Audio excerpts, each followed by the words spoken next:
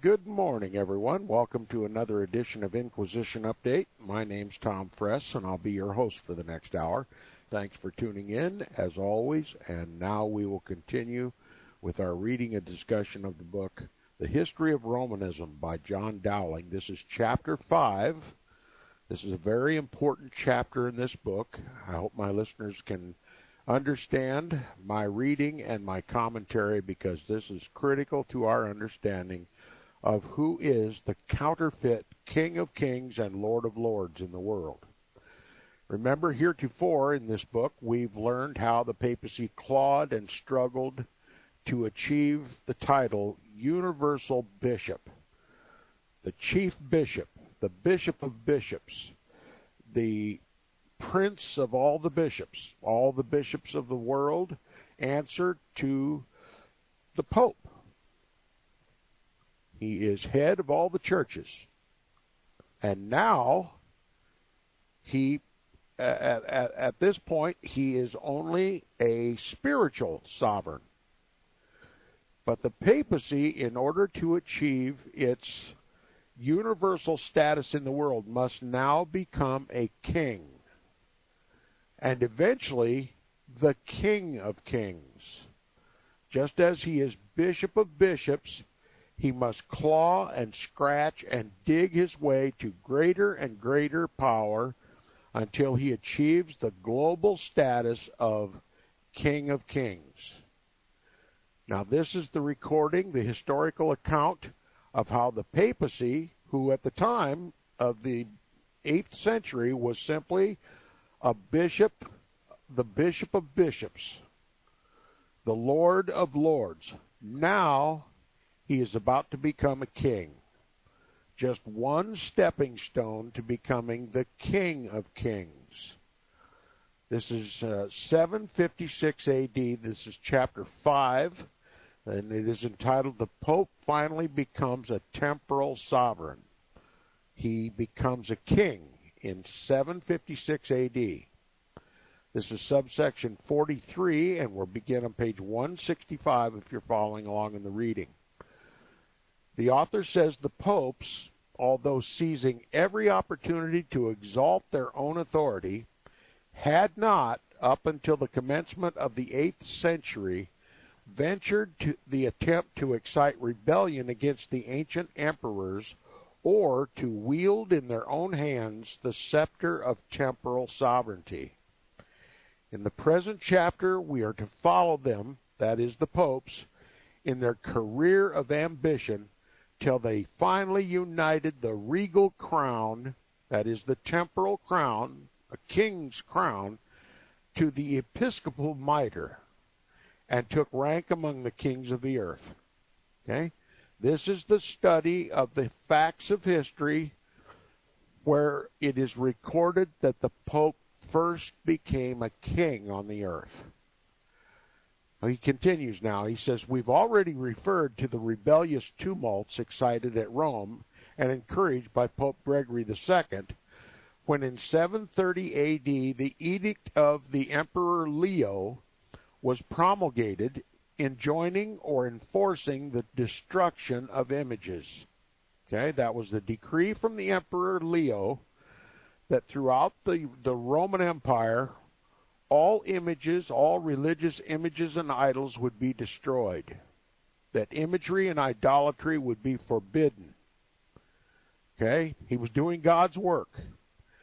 Now it says from that time forward until the coronation of Charlemagne in 800 A.D., the government of the city of Rome and the surrounding territory was administered only nominally in the name of the emperors of the East, while the real power was vested in the popes, sustained as they were by the ignorant and superstitious multitudes. Okay, now let me explain, make sure you don't miss the point here. Rome, at that time, and the western portion of the empire were largely in rebellion against the emperors stationed in Constantinople, because the papacy supported the use of images and idols for worship. directly against the Council of Scriptures, forbidding imagery and idolatry, the papacy, the man of sin, demanded the worship of images and idols, contrary to what was decided by the emperors of the East and their patriarchs in Constantinople. So the West was in rebellion against the East. And it was at this time that the papacy in the West, the Antichrist, was prevailed among the people. And the people supported the use of images and idols. And they rebelled in that respect against the ancient emperors of the Roman Empire. So we have the Pope literally becoming a king, asserting himself as the king over the West. Now, everybody knows the Pope doesn't have an army, the Pope doesn't have a military, doesn't have a navy, and he can't support a rebellion like that. So he has to get his power another way. So Leo, the emperor, is only nominally considered to be the king of the West, while the real power was held in the hands of the Pope in the West. So we have the Pope struggling for temporal authority, but unable to sustain it militarily. Okay?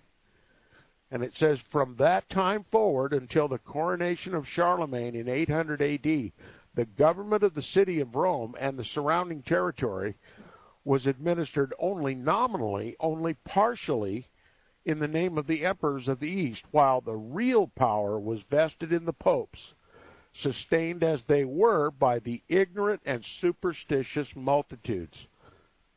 Now, listen, what did this author just tell you? He said the real power was vested in the popes, and his power was sustained by the ignorant and superstitious masses.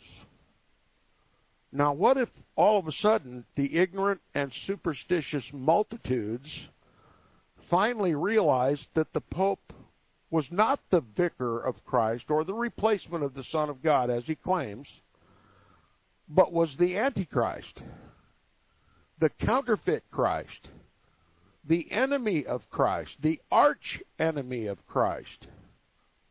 Would they still be ignorant and superstitious? Or would they rebel against the popes as they had rebelled against the emperor? The answer is obvious. It was by the power of the ignorant and superstitious multitudes that the papacy maintained and sustained his pretended power. The papacy has no legitimate power in this world, is not even able to maintain his own authority, but with the help and acquiescence of ignorant and superstitious multitudes. It remains so today, just as it was in 800 AD.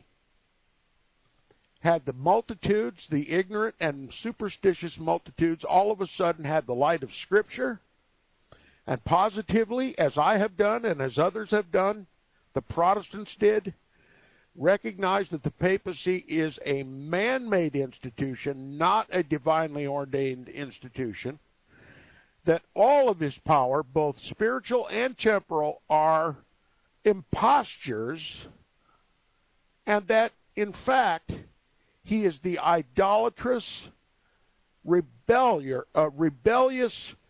counterfeit of Christ, seeking to replace Christ in this world, both over spiritual things and over temporal things. And all of a sudden, the ignorant and superstitious masses would have come to the light of the truth, the light of the Scripture, positively, as I have done and many other Protestants have done, has positively identified this Pope, this papacy, from the first Pope to the last, as the Antichrist of Scripture. Then the whole world would have abandoned him. he would have had no power, no one to uphold his pretensions. The world would ignore him, and he would therefore have no power at all. Listen carefully to what I'm about to tell you. It's the same thing that this author has just told you. The papacy has no power at all in this world except the power that the people voluntarily give him. When someone walks into a room and starts demanding all the occupants of that room to do thus or so, the people have a choice. They either obey him or they don't. And if they obey him, then he becomes their Lord and Master. If they don't, then he is nothing. He must turn about right there in the doorway and walk right back out the way he came. If all the people looked at that man and said, "You are the Antichrist, you are the counterfeit Christ, you are a pretense, you have no power, no authority, and not only will we not do what you say, we will destroy you." That's the choice. We either obey him or we don't. It's the same choice that Adam and Eve had in the Garden of Eden when the serpent beguiled Eve and say, "You shall not surely die, for God doth know that the day you eat of the fruit of this tree, your eyes will be opened, and you will be as gods, knowing both good and evil." And when they obeyed him, he became their God. And they did surely die, and we die to this day because of that great mistake. The same choice is given us every day. Are we going to obey Christ, or are we going to obey Antichrist? Because if we don't obey the Antichrist, he has no power. It's only our power that sustains him. If we give him no power, no authority, no strength, then he withers away like the grass in the noonday sun. Listen again to what the author tells you here. He said the real power in the West was vested in the popes, and that power was sustained by the ignorant and superstitious multitudes. It's still so today. Now, listen to this. In 800 AD, we're talking about the first account in history where the papacy for the very first time became a king over a given portion of land. The sole governor over a single portion of land.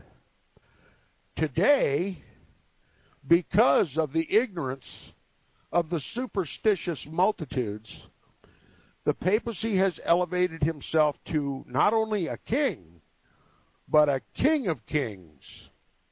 Not only a king of kings, but Lord of lords. In other words, a global sovereign. King of kings and Lord of lords.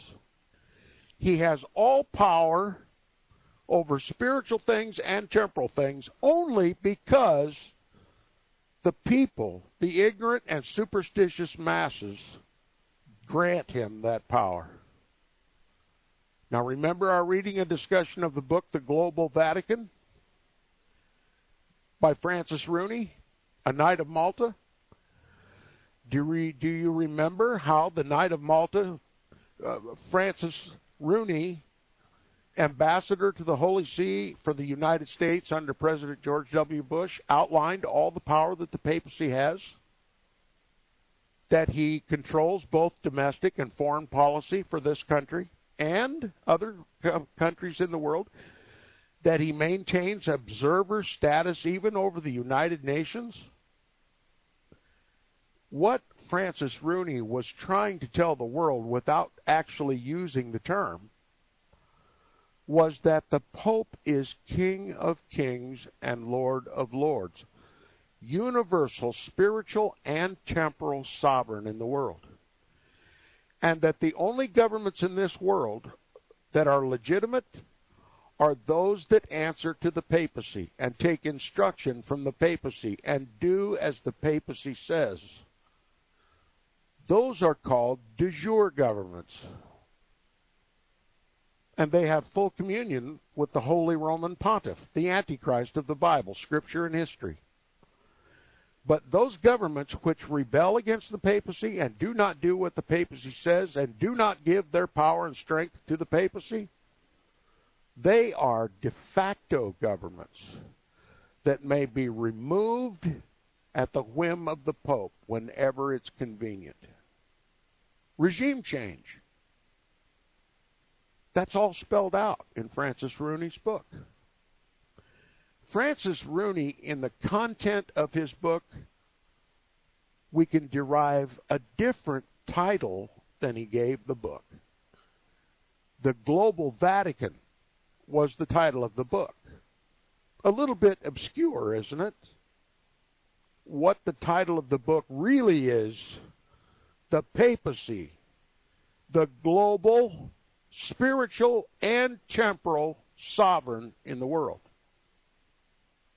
The content of Francis Rooney's book defies the title that he gave the book. The title that he gave the book is incomplete, but he gives the completeness in the text of his book. Now, this author gives us the truth.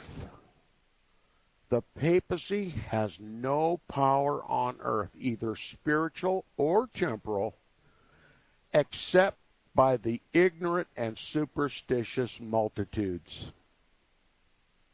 If the papacy in a day had no followers, he would dry up like the grass in the noonday sun.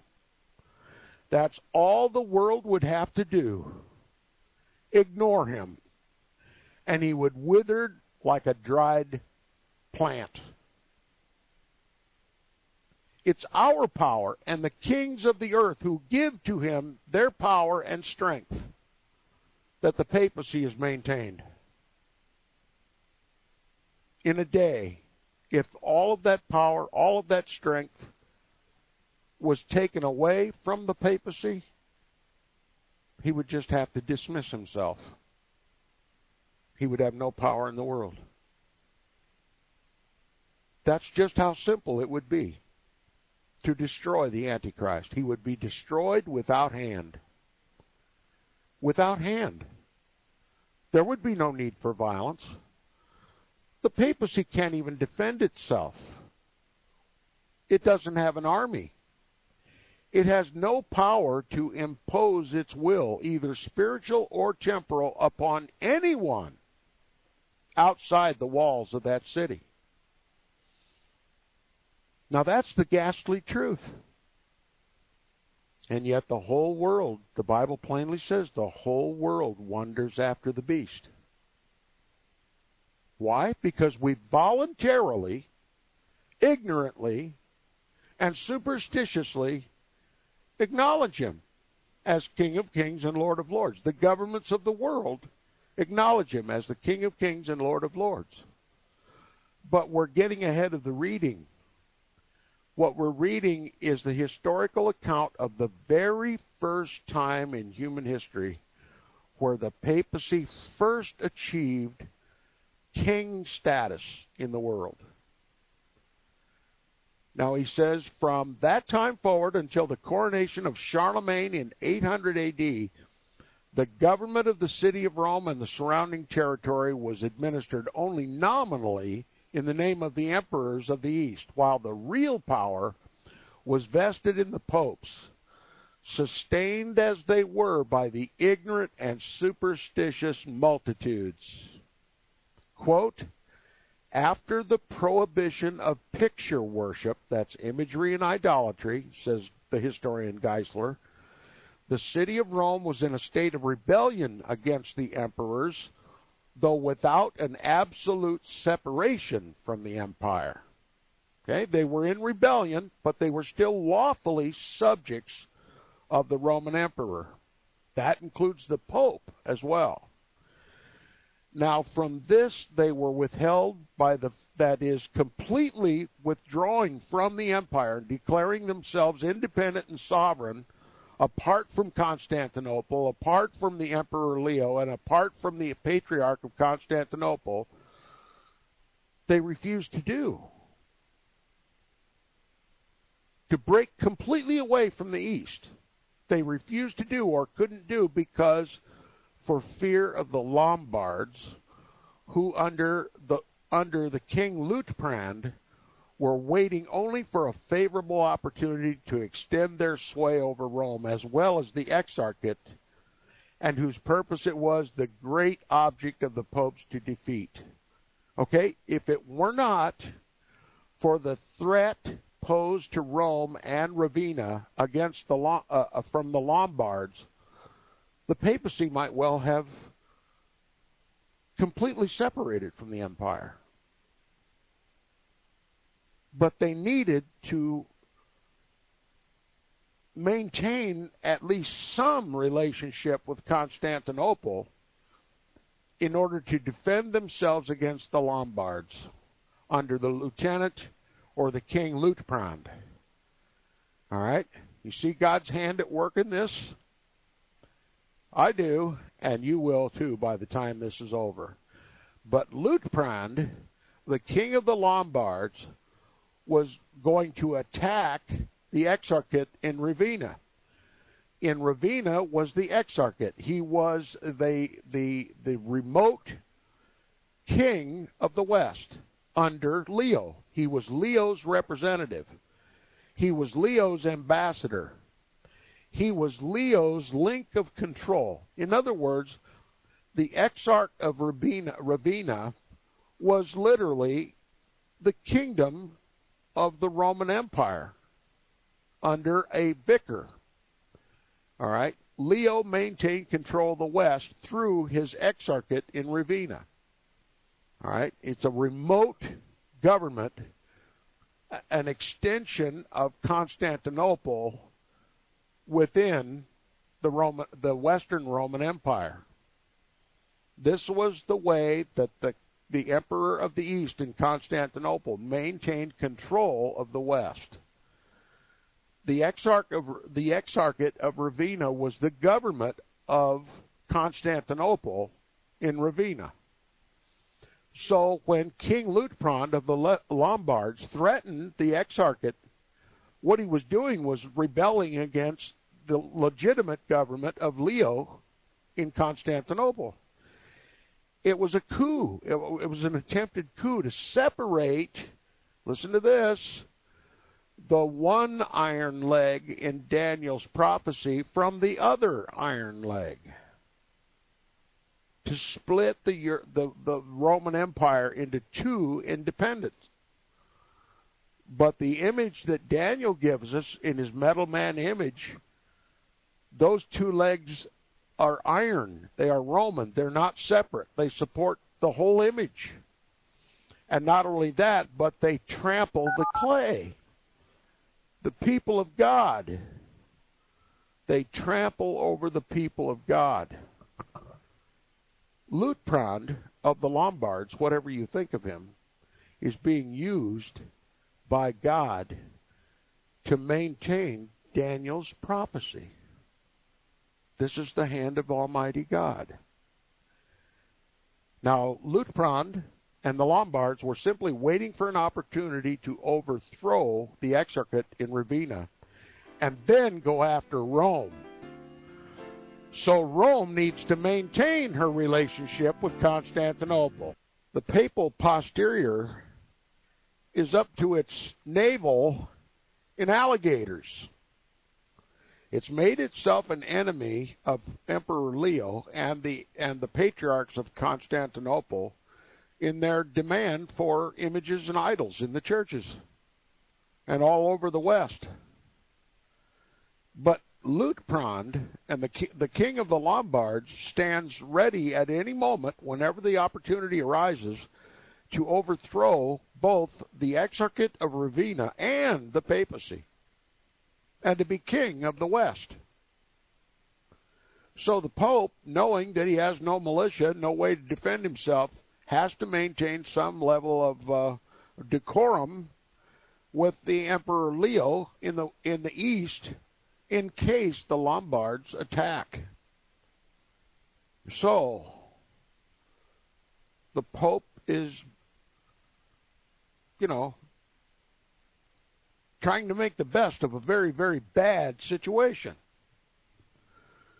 It's just the life of a pope is miserable, trying to scratch and dig and claw his way to power when he's got so much opposition. You got to ask yourself, with this storm bearing down on Rome, if the Pope really were King of Kings and Lord of Lords, like our Jesus is King of Kings and Lord of Lords, wouldn't he just simply say to the storm, "Peace, be still"? But no, the Pope has to maintain, at least for as long as necessary, a relationship with Emperor Leo in the East until the Lombards are defeated or taken away or somehow won over by the Pope. And then the Pope can continue his campaign of elevating himself to King of Kings and Lord of Lords. He can't just say to the storm, "Peace, be still," because we know even the elements obey Christ. And he proved it when he said to the storm, "Peace, be still." The storm was stilled.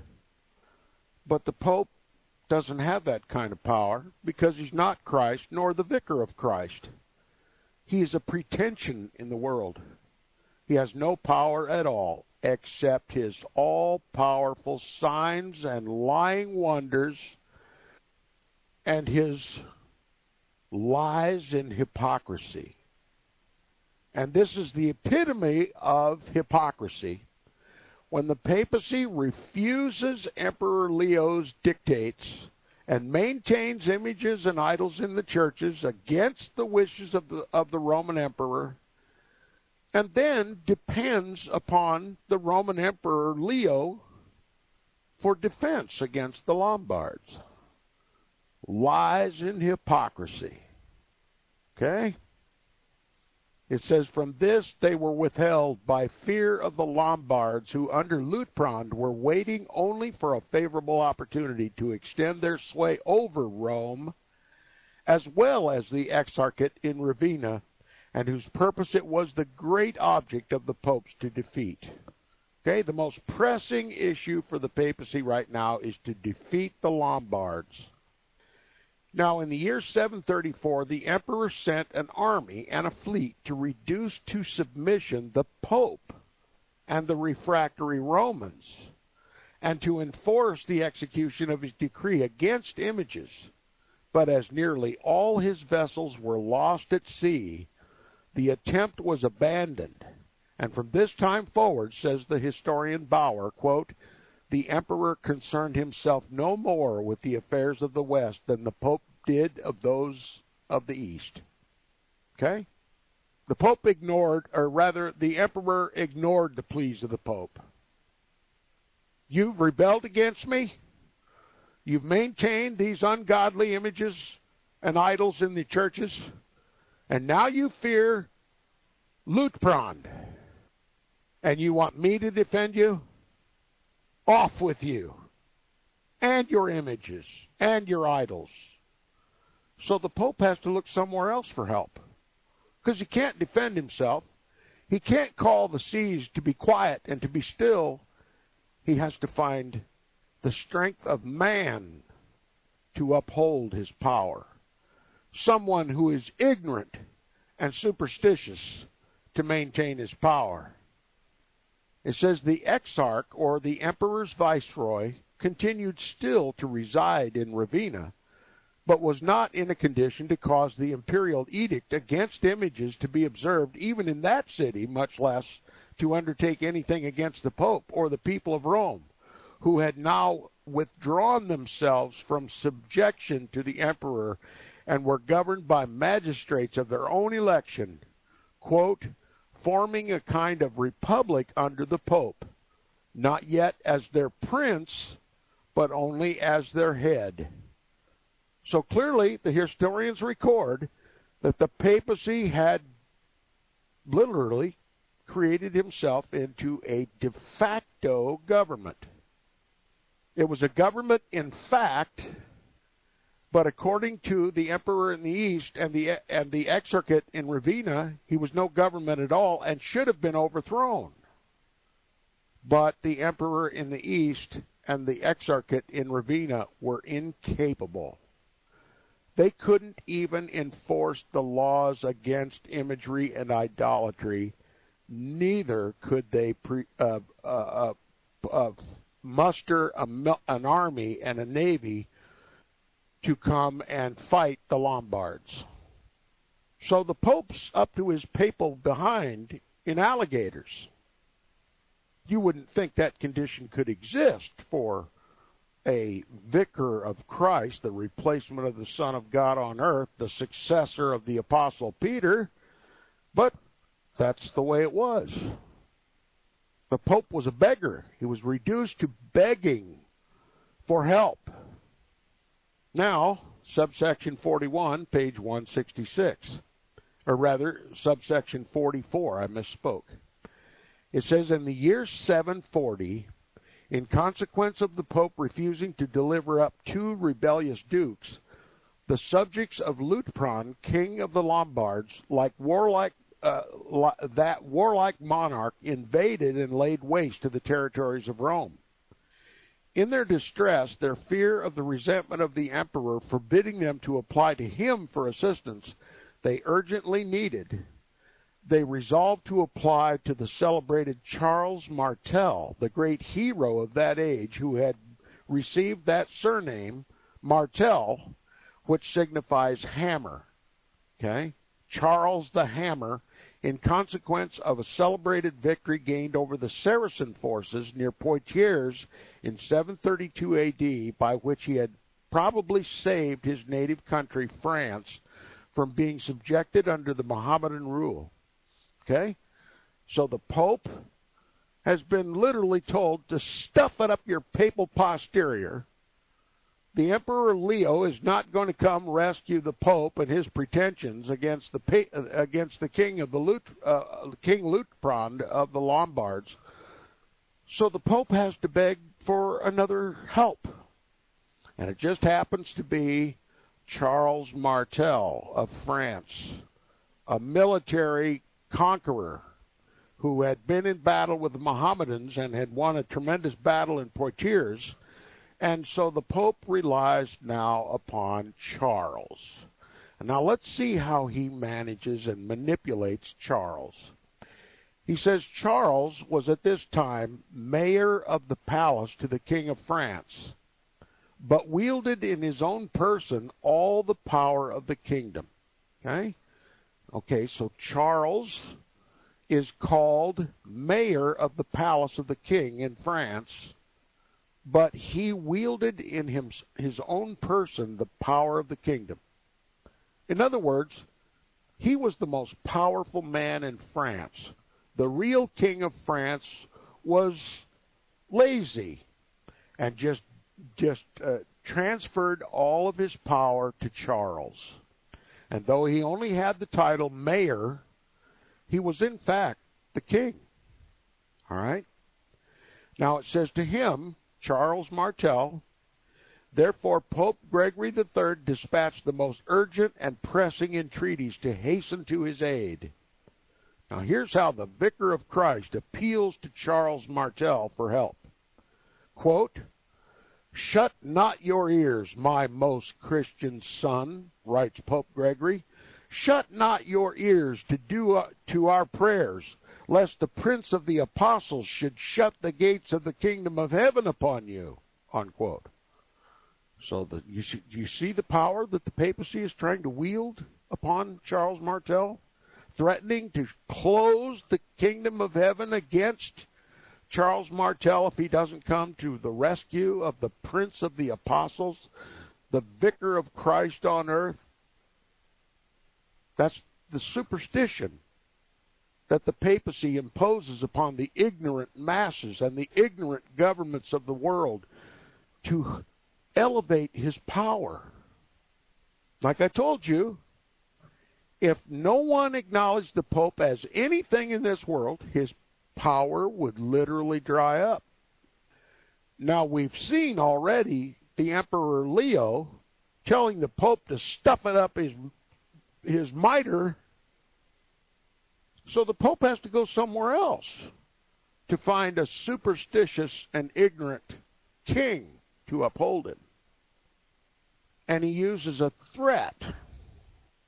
"Shut not your ears, my most Christian son," says the Pope. "Shut not your ears to our prayers, lest the Prince of the Apostles should shut the gates of the kingdom of heaven upon you." Unquote. The Pope had sent Charles Martel his usual royal present of the keys of the tomb of St. Peter and some of the filings from supposedly Peter's chain inserted with the gift.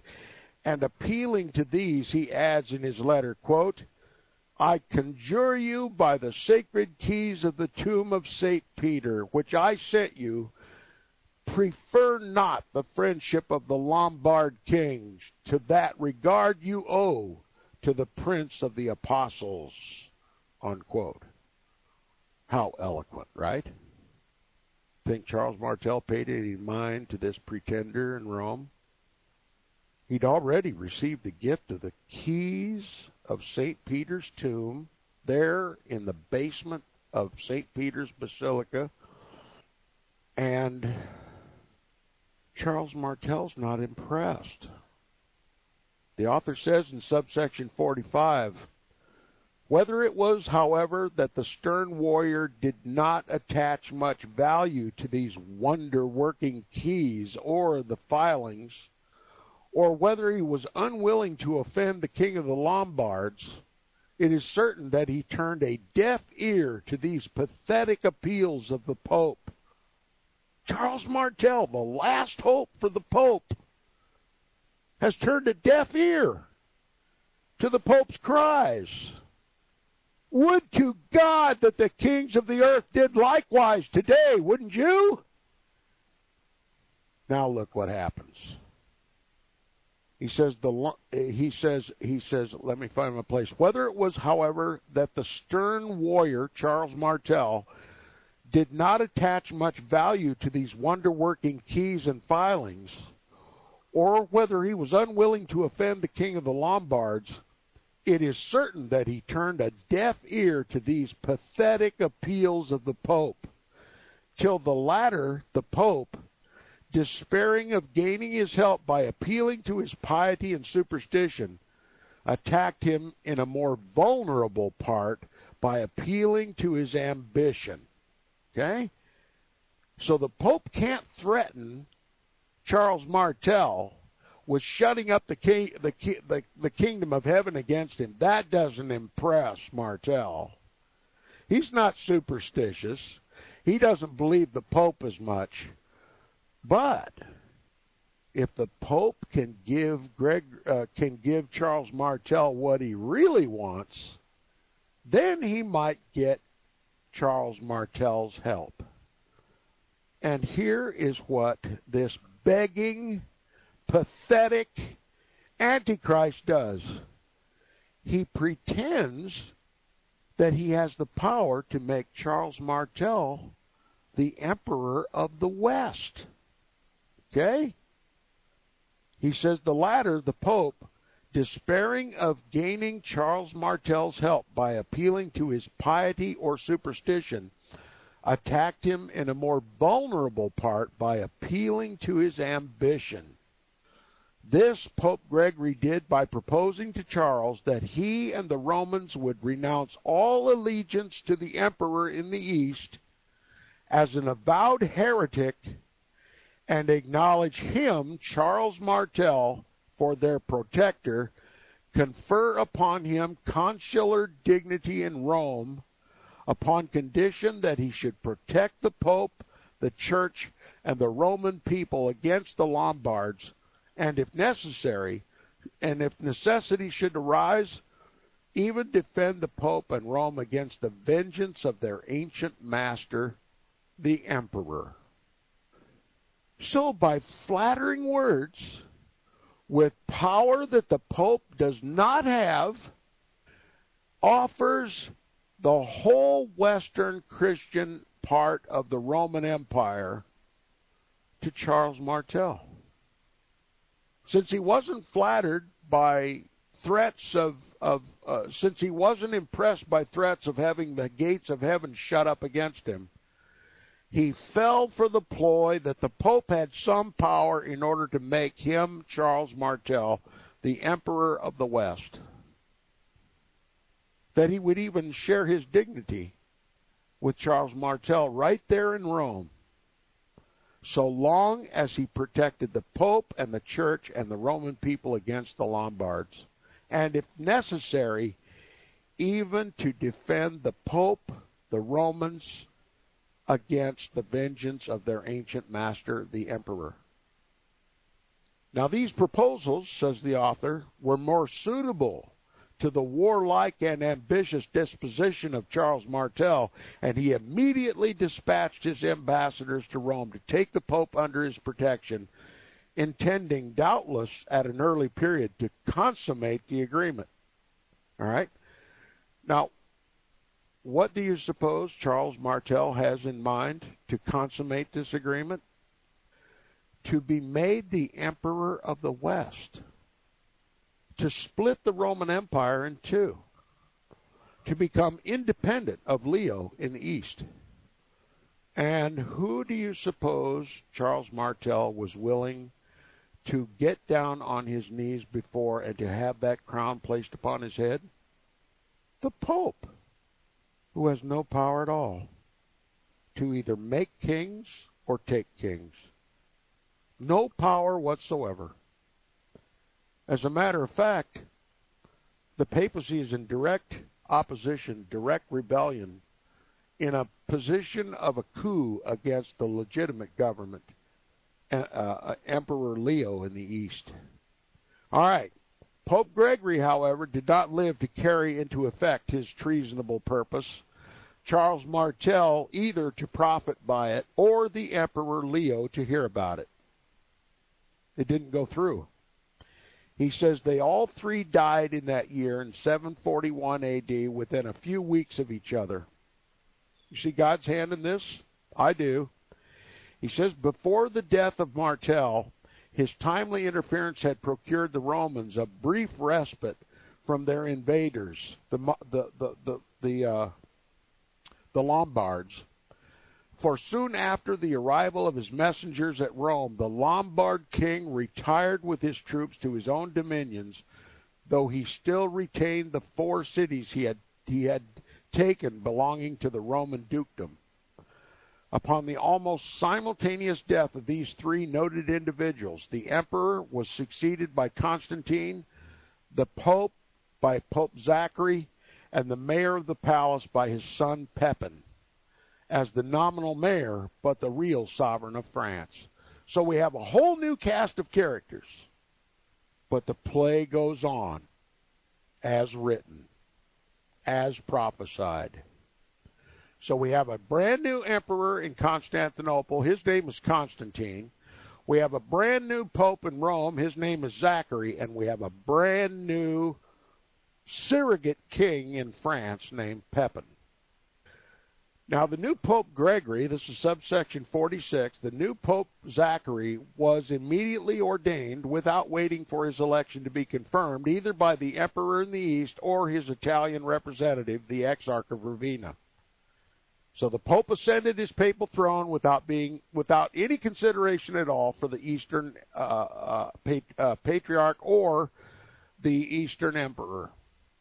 And it says the imperial power in Italy being at this time reduced to so low an ebb that the emperor had no power to resist this encroachment upon his right of confirming the universal bishop, a right which his predecessors had claimed and enjoyed throughout without interruption ever since the decree of the Emperor Phocas had created that dignity. Okay? So this is a new precedent in the world. Emperor Phocas elevates the Pope to universal bishop, although maintaining the Exarchate of Ravenna to finally give the approval of the emperor before the Pope ascends his throne, once elected. Now the papacy elevates himself, sits upon the throne without anyone's approval. I mean, after all, if you're going to be the Lord of Lords and the King of Kings, you shouldn't have much respect for the law of the kings, should you? Okay, this is rebellion, open rebellion. And it says, soon after his ordination, Pope Zachary visited in person the camp of Liutprand, the king of the Lombards, who upon the death of Charles Martel was preparing again to invade the territories of Rome, and had influence sufficient by threatening him with eternal damnation if he refused, and the favor of St. Peter if he complied, to prevail on him to deliver up the 4 cities he had taken, which he accordingly did, declaring in the presence of all that they no longer belong to him but the apostle St. Peter. All right? Without saying a word of the emperor, who, if anyone, was without doubt their rightful master and sovereign. Okay. So the new Pope Zachary musters up some papal ambition and some papal courage and goes to the very tent of this Lombard king Liutprand and threatens him with eternal damnation and promises him eternal bliss in heaven if he releases the 4 cities that he had taken in a previous campaign to overthrow the empire, but not to give those cities back to the emperor in the east to whom they rightfully belonged, but to give them to the Pope, thereby making the Pope a king. You see where this is going? This is the hand of Almighty God. This is the fulfillment of Bible prophecy. The counterfeit King of Kings and the Lord of Lords, previous to this, had enjoyed Lord of Lords status, had overthrown Christ's rightful throne. But now he is taking upon himself a kingly status in the world by lying wonders and hypocrisy. Lying hypocrisy. Condemning this Lombard king of taking cities that didn't belong to him, but that belonged to the emperor of Constantinople. And then when he finally makes this superstitious and ignorant king shake in his boots in the presence of the so-called apostle of St. Peter, he demands that he not return those 4 cities to the emperor, but he give them to the Pope himself.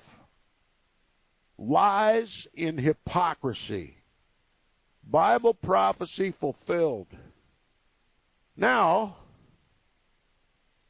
the king of the Lombards doesn't maintain his ignorance for very long. When he gets back to his tent, he realizes that he's been swindled, that the Pope didn't have the power to take those cities. They belonged to the emperor, and that his threats were empty. He was a false king, and so he reneges on the deal, just like we all should do. Realize the Pope has no power in this world and rebel against him. We'll be back tomorrow to tell the rest of the story. You're listening to Inquisition Update.